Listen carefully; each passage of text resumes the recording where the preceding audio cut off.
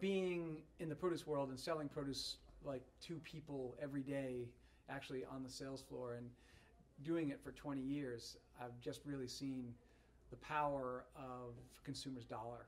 And I've watched over the 20 years how that power has really dramatically changed what's going on in the industry today. And I also understand that we really are at a major turning point. I mean, climate change is real. It's happening. It's affecting everything. It's going to affect our food systems. And the bottom line for me was that, I think a lot of consumers, and even the ones that say they're foodies and that are into food, there's a level of knowledge and there's a level of simplification of what's going on with our food system that, like, I want organic only. I only buy organic. And it's like, but it's really not as simple as that, you know?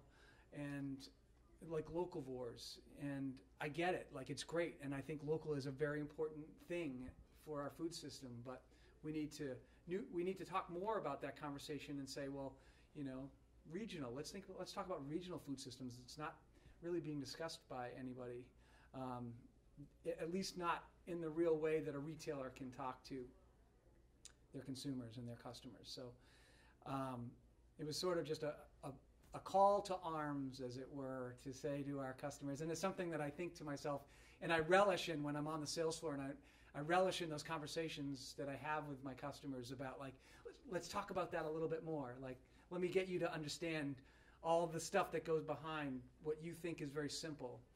And then they go, when they come away from it, and they say, oh, wow, I had no idea. Yeah. And I'm like, yeah, I won. That was awesome. And that's really what I'm trying to do with this talk, is to say, get that conversation out to a larger percentage of our population and say, let's have that conversation. Read as much as you can about, what's happening out there.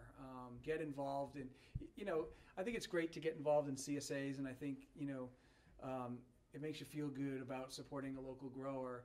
But, there's a lot of there's a lot of middle-sized family farms that exist that can't do the CSA thing because they're too big.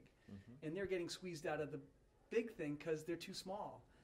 And so really supermarkets are where they have to sell their produce to. And so, so there's so much, it's so complicated, and there's so much to talk about. And that's why, again, I think, the fact that we don't even teach anything about food in our schools, like besides like home ec in high school, how to make mac and cheese. It's like, it's such a bigger, cooler thing that really, it would be really great if we could figure out how to work that into regular curriculums throughout the country and start teaching our kids about our food systems when they're young, so that when they get older, they're already engaged in it and they're already, at a higher level of understanding with it.